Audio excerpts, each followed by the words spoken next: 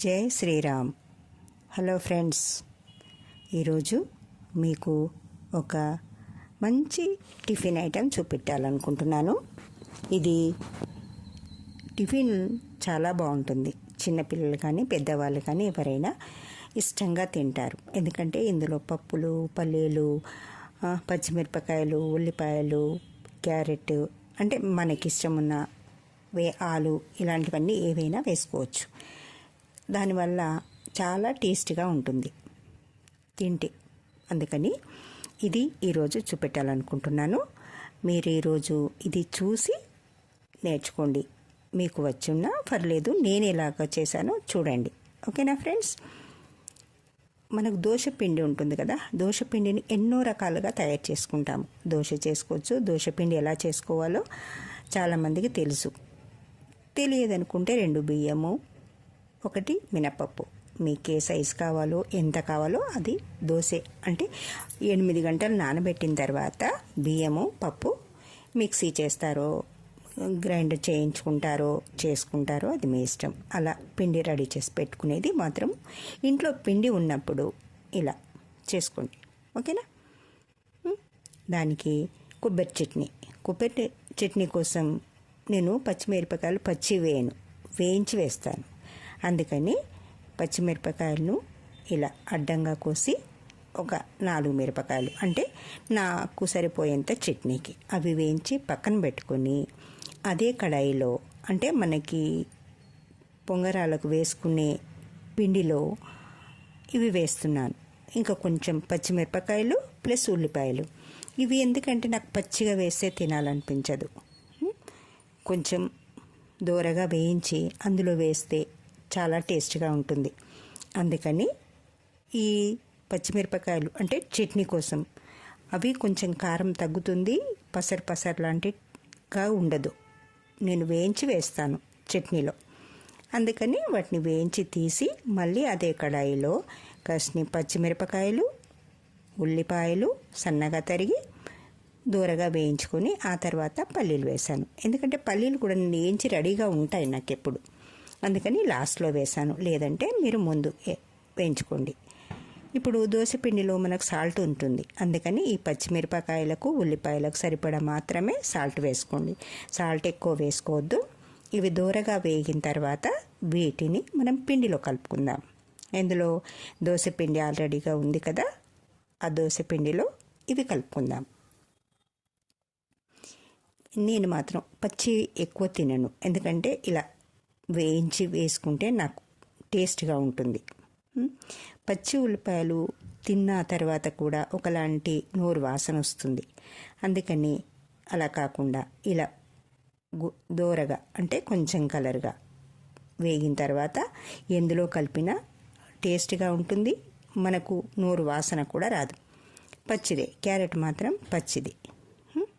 తురిమి మంచిగా కడిగి దాన్ని తీసి తురిమి, ఆలు అన్ని 2 కలిపి ఒకేసారి పడుతుంది. చూడండి, ఆలు ఒక 2 క్యారెట్లు, అంటే మన పిండికి సరిపోను. ఇది 4గురికి సరిపోయే పిండి.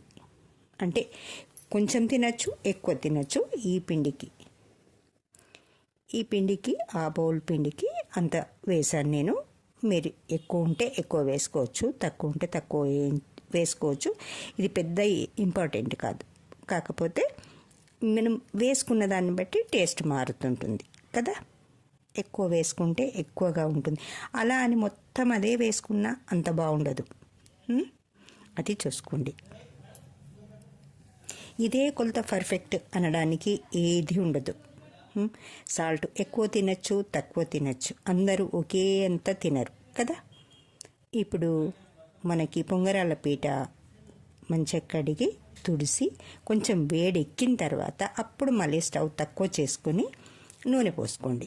ఆ గుంతలలో నూనె ఫస్ట్ టైం కనుక కొంచెం ఎక్కువ పడుతుంది, తర్వాత అంత పట్టదు. ఒకసారి కొంచెం అది కూడా ఎంత పడింది చూడండి. చాలా తక్కువే వేస్తాను నేను, ఎక్కువ నూనె వాడను ఎప్పుడైనా. ఎందుకంటే అతిగా నూనె తినడం ఆరోగ్యానికి మంచిది కాదు కదా. అందుకని అలా మామూలు మీడియంలో పెట్టేసి దాన్ని మూత పెట్టి పెడతాను. పెట్టి అంటే మనకి ఇంకా తొందర కావాలి కనుక ఇంకో పెంక పక్కన పెట్టేసి ఇది దూరగా కాలినాయి అనుకున్నప్పుడు తీసి దాని మీద పెడతాను. అది పెట్టేప్పుడు తీయలేదు, ఇంకొకటి నెక్స్ట్ వచ్చేప్పుడు చూపిస్తాను.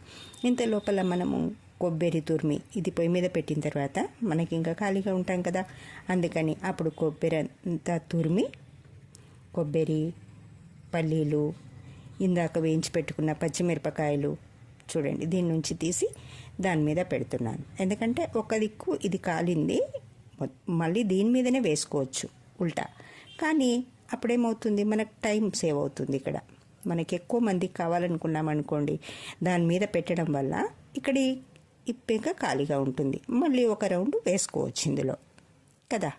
అందుకని నేను దాని మీద వేసి చూపిస్తున్నాను. అది చపాతీది. ఇవన్నీ దాని మీదకి పెట్టేసి చుట్టూరుగా కాస్త నూనె వేస్తే అది మంచిగా కాలుతుంది నిదానంగా. ఎందుకంటే తొందరపడి పెద్ద మంటతోటి పెట్టుకోకూడదు ఇలాంటివి కదా, మీడియం సైజులోనే ఉండాలి మంట ఎప్పుడూను. అంటే ఇలాంటి మాడింది ఏమన్నా మన పొరపాటున చెయ్యి అటు ఇటు అవుతుంది, కొంచెం చిన్న చిన్నగా పక్కన పడ్డప్పుడు అవి తీసేసుకొని తుడిచేసుకొని మనం మళ్ళీ నెక్స్ట్ పోసుకుందాం. ఇవన్నీ అటు పెట్టిన తర్వాత అక్కడ చుట్టూరుగా నూనె వేసాను, మళ్ళీ ఇదంతా తుడిచేసి దీంట్లో కూడా మళ్ళీ కొంచెం కొంచెం నూనె వేస్తూ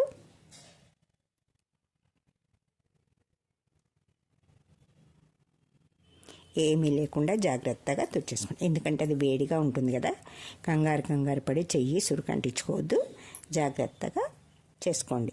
మళ్ళీ కొంచెం కొంచెం, ఇప్పుడు కూడా ఎక్కువ లేదు చూడండి, చాలా తక్కువ వేస్తాను నేను, ఎక్కువ నూనె వాడను.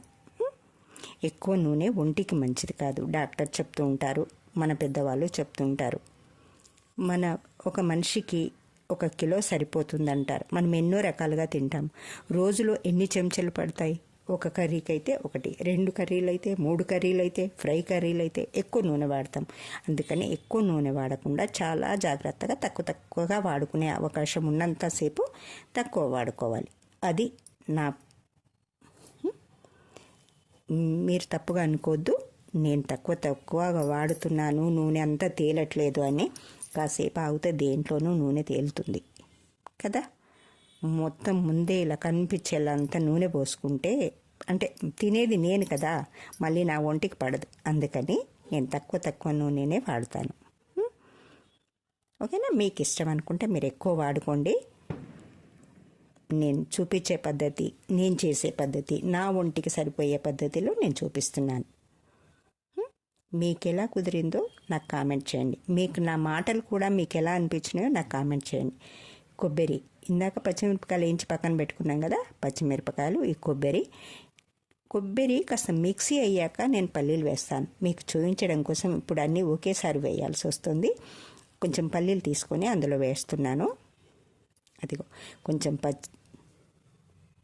ఏమైంది అక్కడ, పచ్చి పల్లీలు కూడా వేసుకొని మిక్సీ చేస్తున్నాను. ఇది కాలే లోపల అక్కడ మిక్సీ అవుతుంది కదా. ఇప్పుడు ఇంతకుముందు ఒక వాయి అయిపోయింది, ఇప్పుడు దీని మీద ఒక వాయి ఉంది.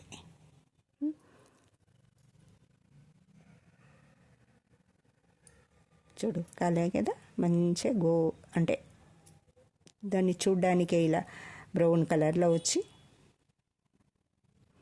ఇప్పుడు ఇక్కడ పోపు రెడీ చేసుకొని దాన్ని, ఆ కొబ్బరి చట్నీ మిక్సీ అయిపోయింది కదా, దాంట్లో వేసేసుకుందాం.